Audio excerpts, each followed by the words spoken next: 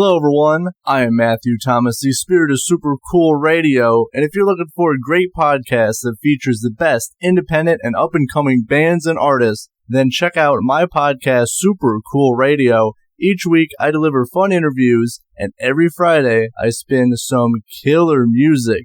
You might not know some of these bands that I feature, but I guarantee you will love them. Check out SuperCool Radio on YouTube, Rumble, Anchor, Spotify, iTunes, or the streaming platform of your choice. Tune in and rock out! SuperCool Radio!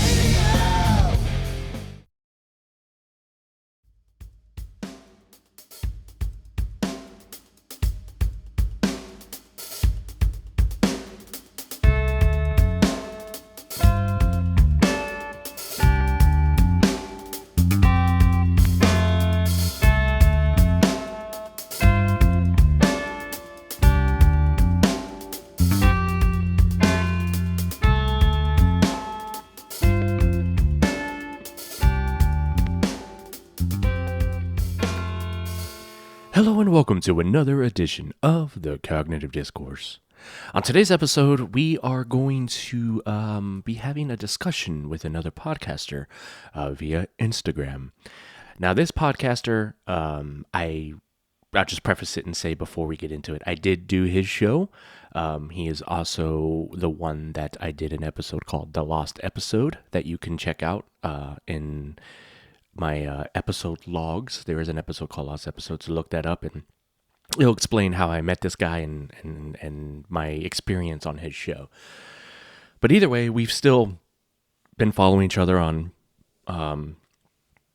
Instagram, and with everything that's been going on, you know, my views and his views have never really aligned in certain aspects.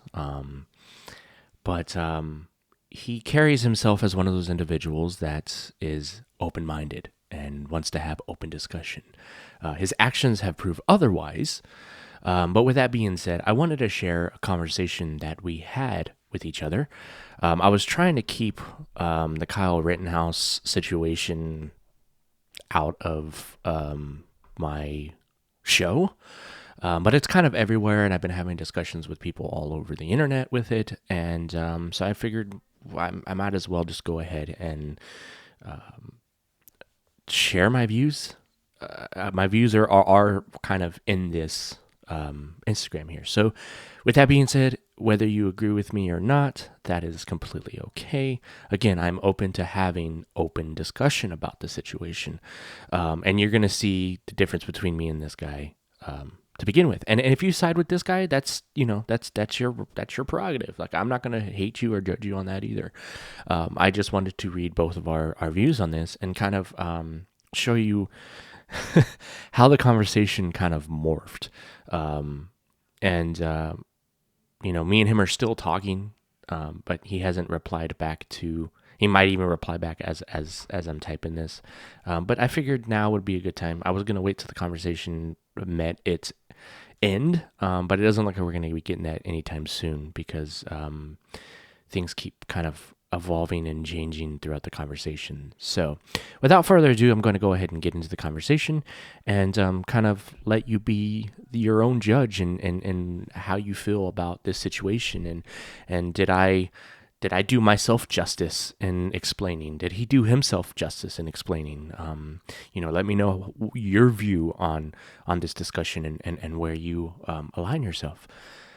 So I'm going to start by saying that this was originally a story that he had posted on his Instagram. Sadly, the story is not there anymore.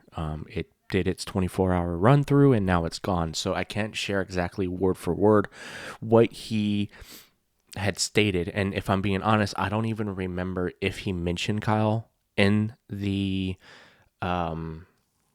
statement that he had made in this Instagram story. And there's no way to kind of go back and check. But based off of what he says later, I'm guessing he didn't, but it could be a lie, could be the truth. I don't remember. So I'm just going to go based off of what I replied first, and then we'll go from there.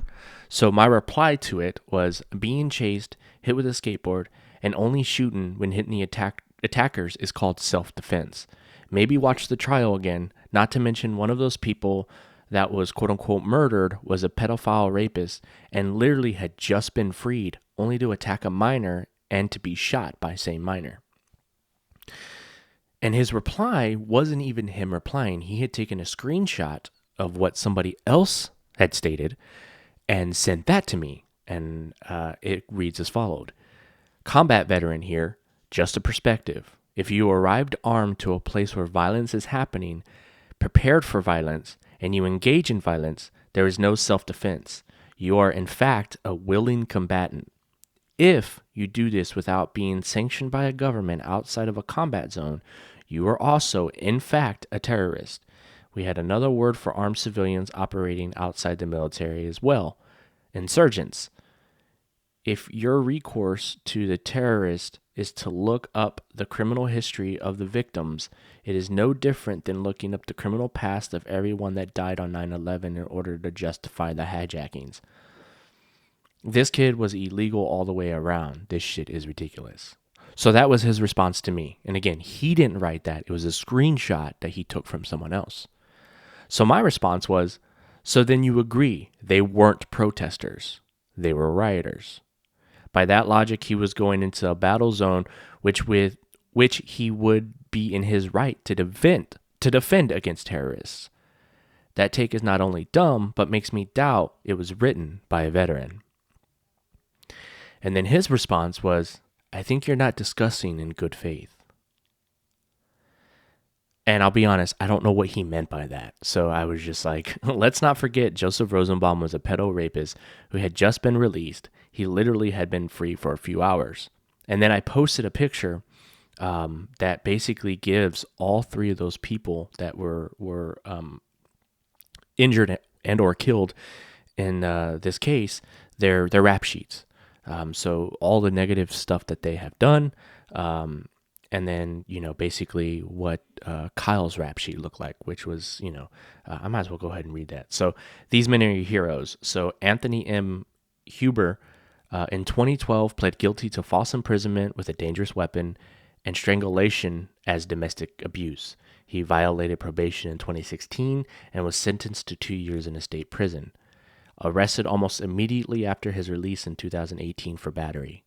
Joseph Rosenbaum, registered level 3 sex offender, victim was under 15 years old, spent 12 years in prison and received 42 separate disciplinary infractions while incarcerated, including a numerous amount of assaults, sexual acts, manufacturing a weapon, and arson. Charges for domestic abuse and battery were filed weeks before his death. And then Gage was arrested for felony burglary and theft in 2013. Member of People's Revolution terrorist organization, multiple counts of arson, charged for being intoxicated with unlawful possession of a firearm, openly laments not being able to kill Kyle on social media. And then the boy that they're labeling as a dangerous criminal, Kyle Rittenhouse, no criminal history whatsoever. Media labeled him a white supremacist when he's actually Hispanic, and all three victims were white. Volunteered at his local fire department, was cleaning graffiti in Kenosha the day of the shootings, risked his life to protect local business owners and their livelihoods, cooperated with police, and peacefully turned himself in after the shootings. So that's the picture that I sent him. And so his response was, you're making it clear to me that you don't actually care about me or what I have to say. It looks like you're not taking into account the words I'm sending you. Can you tell me what I meant by good faith? Now, mind you, that's the only thing he's told me is this good faith thing. Prior to that was a picture of somebody else's words. So I point that out. So my response was, I'm giving facts. How is that making you feel like I don't care about what you have to say or what you care about? Take your emotions out of it and see the facts. And I don't know what you mean by I'm not discussing in good faith, because I live in a world of facts. I don't base my decisions on emotions. You have a podcast where you say you're willing to have discussion, yet you silence anything you don't agree with.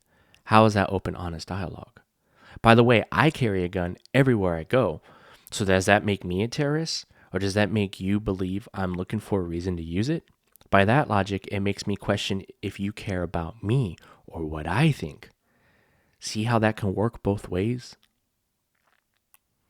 And then I also sent him a video of when Gage was on the stand during the trial, and he was being questioned about the situation of when he got shot by Kyle, and he admitted that when his hands were up, Kyle didn't shoot him. It wasn't until Gage pointed his own firearm at Kyle that Kyle reacted with lethal force. So then he replies back and says, "Take a moment to slow down and look at yourself. I sent someone else's perspective and gave no indication of my own. Then when I mention good faith, you don't know what it means. So instead of simply asking, hey, I'd like to be on the same page, so what do you mean by good faith? You ignore it and attack further. You have these talking points prepared to hurl instead of waiting for dialogue. You're making wild assumptions about me instead of hearing what I actually think. Open dialogue goes both ways." My response was, well, when your first response is that of someone else's words, you painted the picture that you share the same view as said person, and you are letting them speak for you. You added no context, plus I was responding to what you had originally posted in your story, which aligns with your follow-up response, which was the post coming from someone that claims to be something I believe they aren't. And now you're trying to play mental gymnastics. And by the way, I'm not attacking. I'm stating facts that were talking points from the trial. Again, facts, not emotion. He then replies, "What's my stance on gun control?" My reply is, "Don't know," and it's irrelevant at this point. We aren't talking about gun control. We're talking about a kid that was using self-defense. His response? With? My response? This is the mental gymnastics I'm talking about. Kyle Rittenhouse was in his legal right to have the gun, but you know who wasn't? The people that attacked him and were shot by him. AKA felons. And then he replies, "What is the difference between legal and moral?" So I respond, how about looking at why Kyle was there? He aspires to be a nurse. He had training and he went to help in a town that he had family in. The gun was just part of the toolkit. You understand that he also had a med kit with him too, and he was asked to help. He also put out a dumpster fire before the shit hit the fan. Had he not had the gun, he would have ended up dead, just like David Dorn, and you wouldn't have cared, just like David Dorn. And then he replies, "Look, another assumption about me. There are foundations that we have to mutually agree on before really being in this conversation. There's a reason I'm asking these questions that you're assuming are mental gymnastics." I replied again, going off your first post, "You have plenty of time to state your side, but instead, you're wasting it on saying a lot of nothing. My stance is clear. You're the one hiding in the shadows as if to wait for a, gotcha moment. You obviously disagree with me, or we wouldn't be playing these back and forth games." So this is where the conversation starts to take a different turn, and I was intrigued by it, so I played along. So he replies, "My Instagram story was a moral claim. I'm talking about morality. You're talking about Rittenhouse. I'm asking these questions for a reason. I'm not looking for a gotcha. I'm hoping you'll come along for the discussion instead of hanging on the talking points you think I'm talking about." So my response was, "So then get with it." He replies, "What's the difference?" Now, before I get into this, I want you to know that this next round of conversation is literally him asking me questions and me writing back my responses. And for me, I'm just playing along because in a way I start kind of mentally I know where he's going with this. So I'm just playing along. So he says, "What is the difference between legal and moral?" My response is, "Legal makes it legally okay to do something, although in the gun realm, I don't believe the government should have a say in how we choose to defend ourselves, as one's life is a necessity and not a privilege, and morals are based off of one's upbringing." He replies, "Do laws have a moral purpose?" And my reply was, for the most part, I would say yes. The laws only affect those that are law-abiding. I wanted to make that point known, as far as how laws work. Only the law-abiding people are going to follow laws. So then he replies, so when something is legislated, it's the government making a moral claim in a way, right? My response, if you believe your government isn't corrupt, sure. His response, regardless of government corruption, legislation is the government making an enforceable moral guideline. Legislation against theft is inherently claiming that theft is morally bad. For example, that is. My response was, sure, so let's keep going. His reply was, what is the purpose of justice or punishment? My reply, from a legal stand, it's to be proven innocent or guilty. If innocent, you are free. Guilty, you pay via punishment, whatever that may be. But why is a punishment applied? What does it mean to accomplish? My reply, rehabilitation, yet some may argue it doesn't work. His reply, ideally, yeah, rehabilitation would be the goal, which isn't really a punishment, right? Rehabilitation is help. I agree with you that we should seek to rehabilitate. The American legal system doesn't seem to encourage rehabilitation. It more so seeks to punish. I'm making this distinction between punishment and rehabilitation. I know it seems pedantic, but it is important. What is punishment then? My reply, you're making the claim, so what do you feel is punishment? Because depending on the crime and the state you live in will depend on the severity. From house arrest to community service to jail prison time to even death. His reply, punishment, different from rehabilitation, is subjecting someone to some sort of loss or negative experience as a penalty for an offense. Justice as it is applied in our system appears to be without goal. If it is trying to even out the scales, it doesn't seem to be doing it well. Who decides what punishment and penance or justice to serve? When the justice system decides that some forms of murder are acceptable and some aren't, they're making a contradictory moral claim. The state legislates against murder, but states still have the death penalty. The state allows self-defense, but police are able to shoot legally armed citizens and go unpunished. My claim is that we're not making distinct logical, moral, or legal statements. It is unjust to give a man life in prison for possession of marijuana and another man months in prison for the same offense. I go back to the distinction of moral and legal, quote-unquote, should. My response, every case is handled based on actions taken during the event in question. It's why you are innocent until proven guilty. In a case of self-defense, quote-unquote, murder, and happened with legal action. I agree murder is not okay, but when one's life is in danger and self-defense is necessary, then it's good to know that one can be able to protect oneself. As far as drug laws, that's a whole different topic. And in short, I am for legalization of drugs, as most of my stances on things boil straight down to one's accountability. I'm not one for telling others what they can and can't do with their bodies, as long as it isn't directly hurting others. His response, that's fine, I agree with you on the drug thing anyways. The weed point was more about injustice. I'm pointing out that if you were going to legislate morality, we have to be consistent. If we're going to legislate intention of violence, we have to be consistent. If we're going to judge based on intention, we have to be consistent.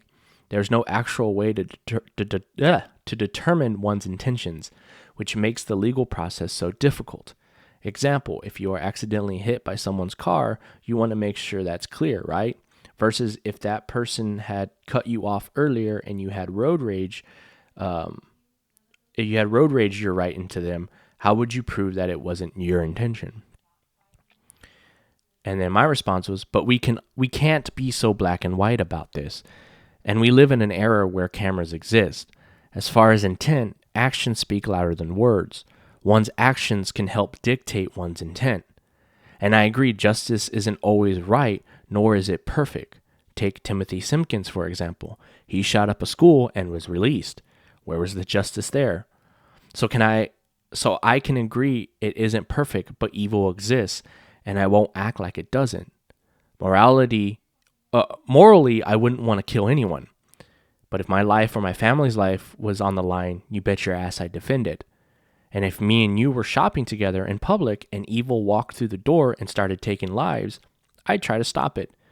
And I wouldn't be mad at you if you didn't have what it takes to defend yourself. Everyone has their own different strengths. He responds, one's actions can help in dictating one's intent, sure, but it's still not clear. Again, with the car example, if there's not a whole lot there to determine your intention, or the other person can be convincing in stating that you meant to hit the car, you can be punished for something you didn't intend. Bias is also a factor in these judgments. There could be corruption, there could be racism, the judge hasn't had their lunch yet, all sorts of things. You could also be on the beneficiary end of the bias.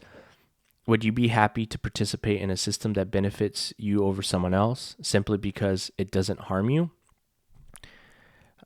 And my response was, we are playing a lot of what ifs here.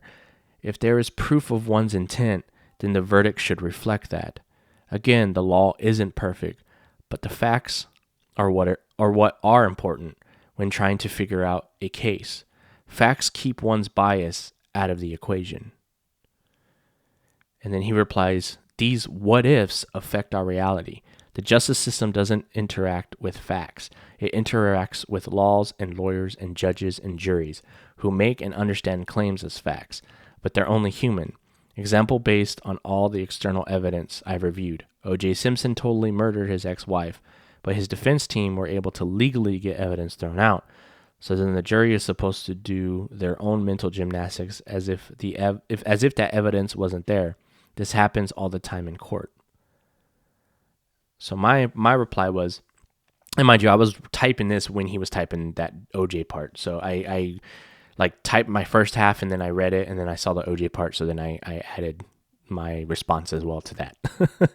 So I said, when you say intent, you can look at the Kyle case. People mention him taking the gun. People mention by him taking the gun, he had intent to use it.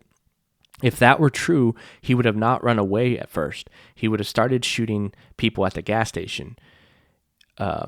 His intent been to kill. His intentions to kill would have been shooting more people than he did. But the fact is, he only shot and hit the aggressors. Bias come into play based on how you view the firearm in which Kyle had. Some view it as a quote-unquote murder weapon, while others view it as another tool in his toolkit. Medkit was meant to save lives, as was the gun. When the prosecution brings lies or refuses to share evidence, it plays into why the justice system fails. There are checks and balances to try to fix this, even though not perfect.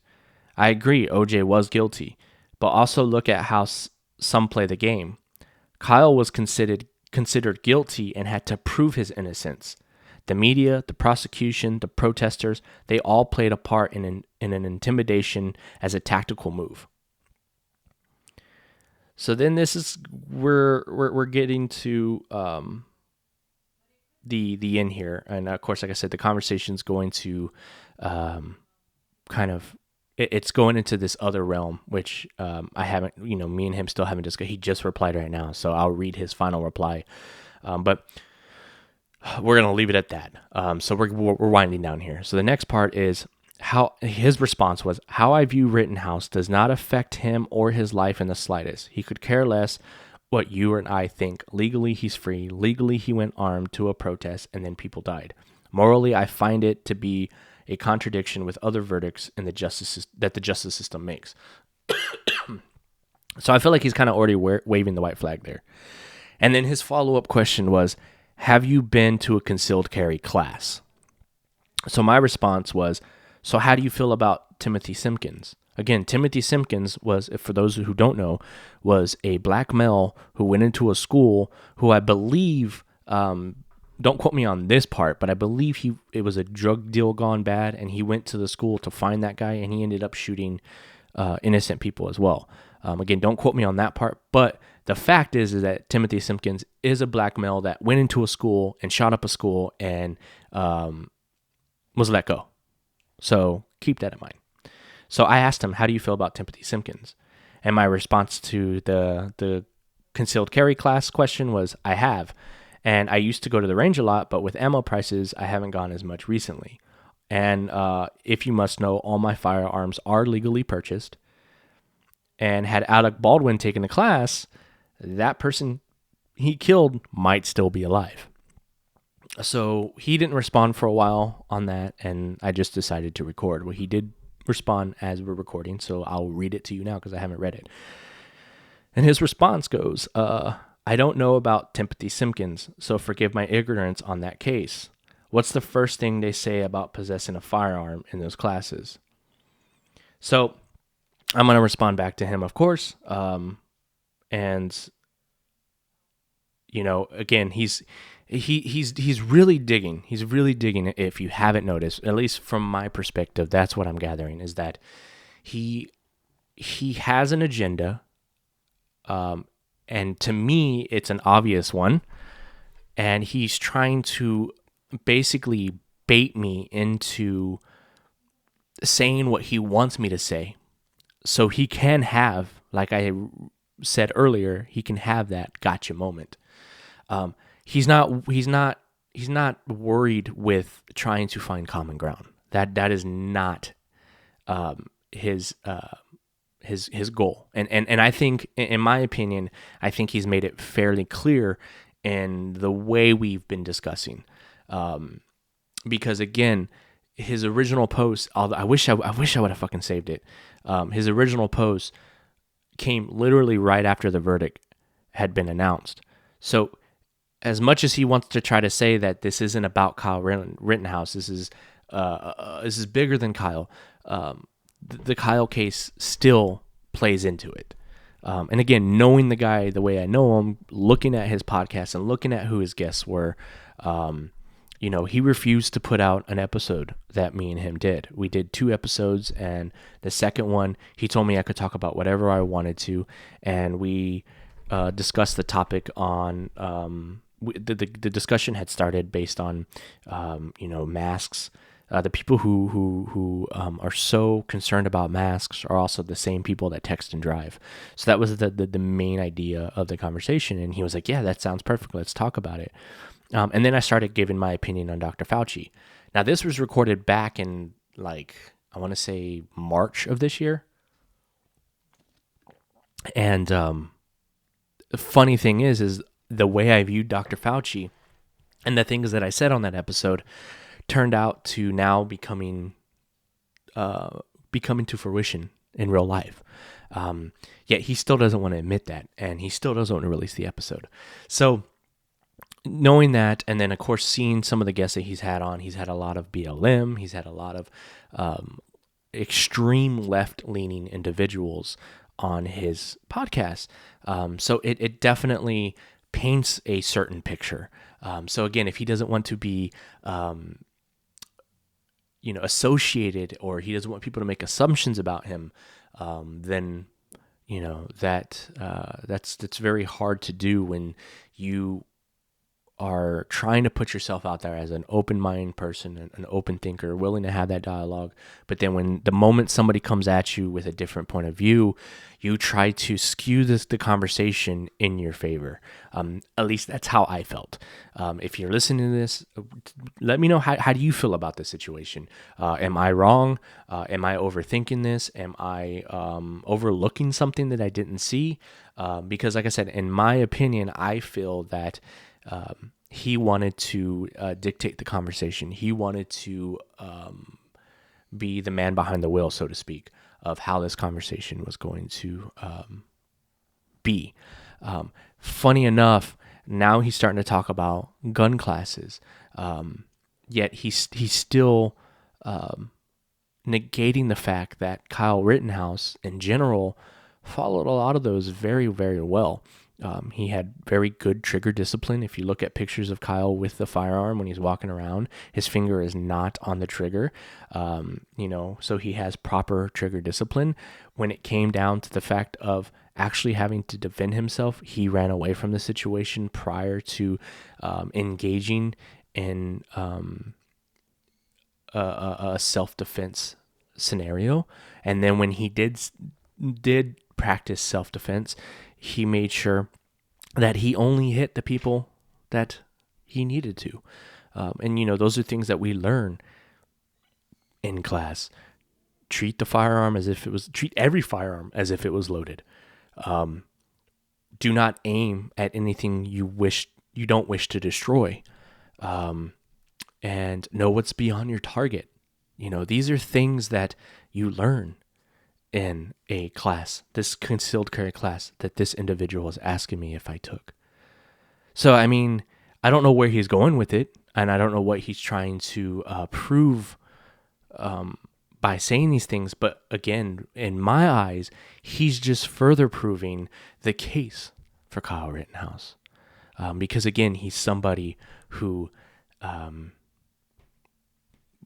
was found not guilty and was in self-defense. And what I find funny is that now he's trying to tell me he doesn't know anything about Timothy Simpkins, which I can't be too surprised because Timothy Simpkins was a case that was glossed over. The media didn't really talk about it. And then, the reason for that, we can get into the race thing. Because again, I feel that mainstream media is trying to divide us by race, by class. And that right there is a perfect example. Of course you don't know it, because if you get all your information from mainstream media, you're not going to know who Timothy Simpkins is. But the fact still remains, he's an individual that went into a school and shot up a school and didn't face any legal action. So if you're upset about the Kyle Rittenhouse case, yet that Timothy Simpkins case doesn't upset you, then I think you need to take a step back and look at your own bias.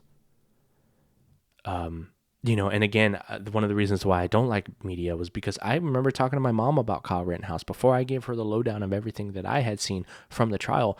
My mom, as a lot of people that you probably know, that I know, were under the impression that Kyle Rittenhouse had shot in black people, when that's not the case. They were all white. Again, the media lies, and the media's lies, now they're having to backtrack, and they're having to backpedal because they drugged this kid through the mud. Again, Kyle Rittenhouse's case was guilty till proven innocent. So when people bring the race card, it really gets under my skin.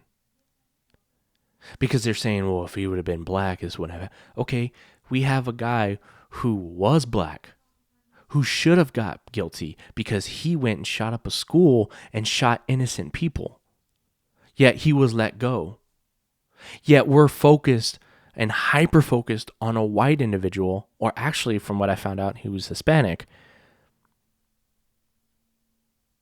We're hyper-focused on the fact that he defended himself against attackers. And the people who attacked him have criminal backgrounds.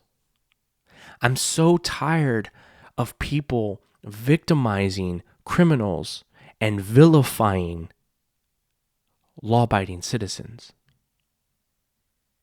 That is my issue. That is what gets under my skin. And at the end of the day, that's how I feel about when I have conversations with people like this individual. Excuse me. It really just, it doesn't make sense to me. This is why I feel like we live in a clown world. Because I guarantee you, any of these people who don't believe that Kyle acted in self-defense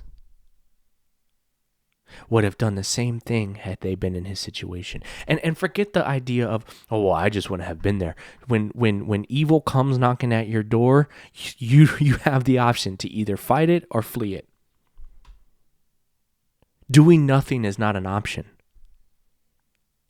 So regardless if you feel like, well, I wouldn't be there, so I wouldn't have to. No. But let's say you are. Let's say you're in his shoes. You went there with the intent to make things right. You went there because your fucking governor and your cops did nothing to stop the situation. Cops were told to stand down, and the governor didn't do anything. And I believe that the governor didn't do anything because Orange Man Bad was still in the office. And Orange Man Bad was between a rock and a hard place. He either lets the governor know, hey, the Coast Guard is at your disposal when you need it, and let the governor decide, and then be ridiculed by people saying he didn't do his job, or he fucking does his job, oversteps the governor and says, fuck you, I'm not going to let this happen, and I'm going to send the Coast Guard in. Or the National Guard.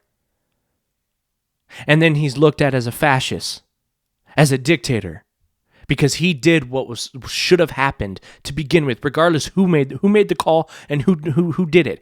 The fact of the matter is, your government failed you. They didn't do their fucking jobs. Had they did their jobs, had they allowed the police to do what they're supposed to fucking do and keep law and order, Kyle Rittenhouse, a 17-year-old kid, wouldn't have felt like he was obligated to go and take his community back from these assholes who want nothing but destruction and mayhem. That's why I'm heated. That's why I'm upset. And the fact that people are defending a fucking pedo rapist irritates the living shit out of me. Do I believe people deserve second chances? Absolutely. But I'm not going to sit there and act like everybody who did wrong all of a sudden have an epiphany and want to do right. There are just some people in this world who are just fucking scumbags, who take advantage of innocent people, who take advantage of weaker people. And if we as a society can't stand up and defend those who are weaker, what the fuck are we doing? I'm a protector at heart. I don't wish harm on anyone. I don't intend to hurt anyone. But I'll be damned if I stand by and watch somebody innocent or somebody weaker than me be bullied and attacked by evil. Just like I told him in the conversation. If we were in a store together and some evil walked through the door, I'd be willing to stand up to it, regardless if you have my back or not. It's just who I am. And if you don't feel comfortable carrying a gun, then I agree you shouldn't carry one.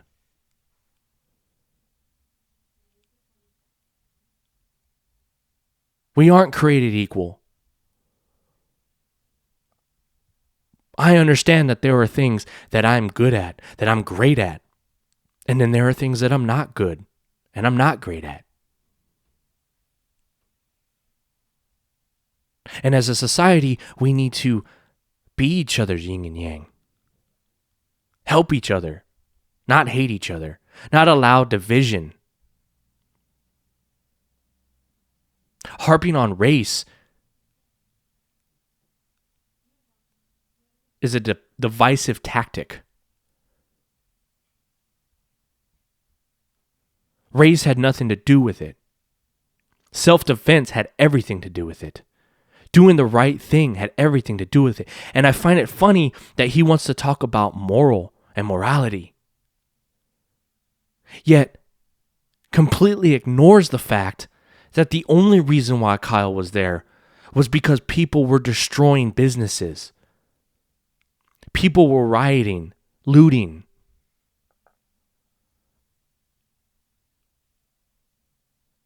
You tell me, where do you fit morally in that scenario? And if you want to sit on your moral high ground and ride your high horse and look down on folks like me for believing the way I do, why are you not standing up with me and saying that that shit is not right? That's not revolutionary. You don't build up a community by destroying it.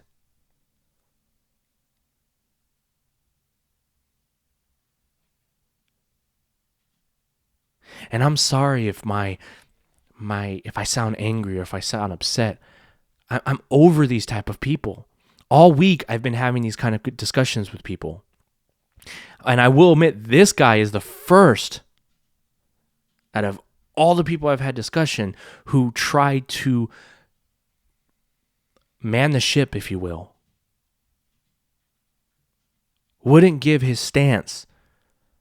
And instead wanted to sit there and dissect mine, thinking that was going to do something, that somehow was going to change my perspective. That's not how you change my perspective. You can't sit on a moral high ground and be condescending and think that that's going to change my way of thinking. I know who I am. I know what I'm about. And yes, I'm open to ideas. And yes, I'm open to changing my stance on things. But again, it has to be fact-driven. And the only reason why he didn't want to discuss Kyle, and the only reason why he was trying to put a blanket over the entire discussion, was because he knows deep down that Kyle defended himself. Regardless if you are for or against murder, or if you think it was murder or over self-defense, whatever it may be, at the end of the day, it was self-defense, and you know that. It sucks people had to die.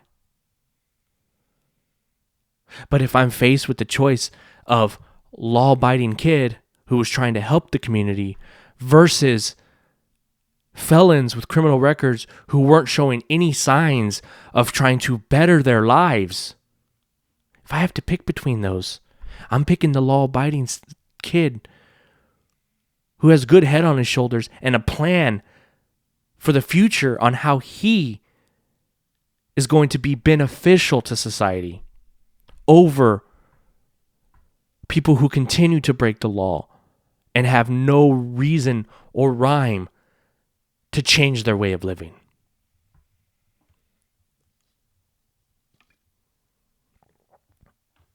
That's just me. And if you hate me because of that, so be it. But like I said, you can hate me, you can hate people who think like me, but when shit hits the fan and things get real,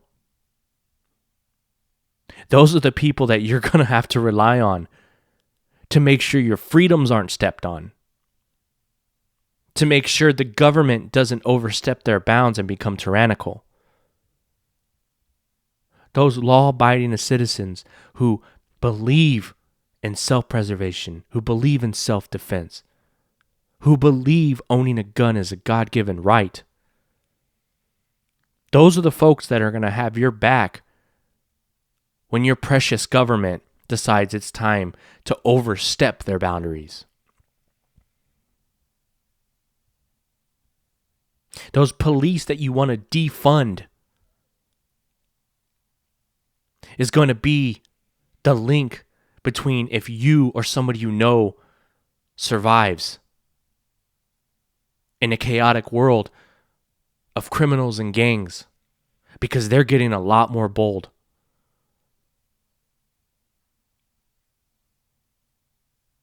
I'm glad I live in Texas, a state that doesn't play that shit. For those of you who are listening who are in blue states, I feel for you. For people who have to jump through a fuck ton of hoops in order to get a firearm to protect themselves and their family, I feel for you. For people who are afraid to go outside their home because they don't know if they're going to make it back. I feel for you. People who are being forced to choose their career or freedom of choice. I feel for you. The world has gone crazy. But know that there are plenty of us out here that are willing to still stand tall and fight. I'd rather die on my feet than on my knees any day.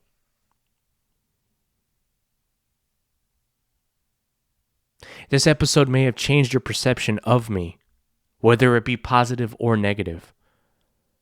But understand that at the end of the day, I just want to be left the fuck alone. There are many people like me, many Americans, many human beings across the world. We just want to be left the fuck alone. And when those people who just want to be left alone get pulled off the bench and thrown into the game,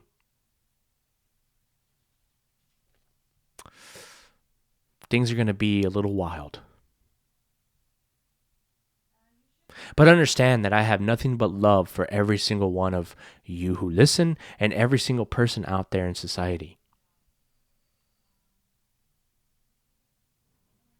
I will not disrespect you unless you disrespect me. At the end of the day, I still have a moral compass, and I have integrity and humility.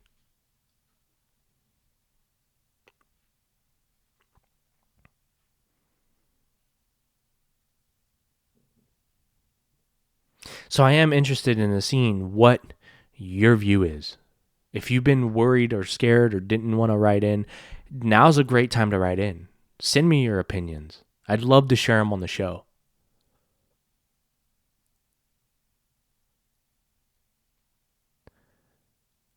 And just know that regardless of how the media portrays it,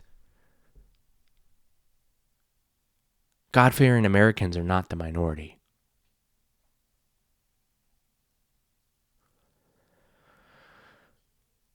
But with that said, I'll have all the links down in the description, all of our socials that you can follow us at, links to all the gear that I use. I just partnered with Zounds.com. It's spelled a little funny. It's 2 Z's. It's ZZOUNDS. I was calling it Z Sounds for the longest time, but it's just pronounced Zounds. But they are a company that sells musical gear and production gear. They are an online retailer. I love that I was able to do an affiliate program with them for the fact that they also have a payment plan. So if there's a guitar that you've been wanting or a drum kit that you've been wanting, or you want to get that SMB7 Shure microphone, you can do it through them and you can finance the product and you can pay monthly on it and they'll ship it to you. I think it's a great way to build your studio, whether it be for podcasting, whether it be for music, whatever you want to use it for.